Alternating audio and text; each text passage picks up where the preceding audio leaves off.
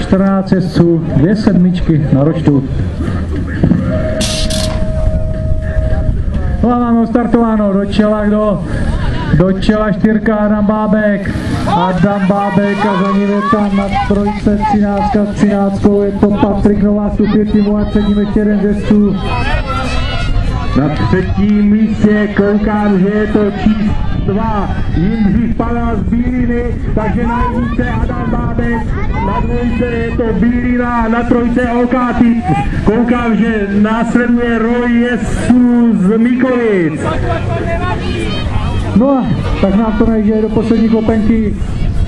Takže Adam Bábek je na dvojce Bílina. Pavel a Jindřich. No a ještě soubou tu trojku a nakonec Okátý tomu, to znamená Kuča Lukáš na 3.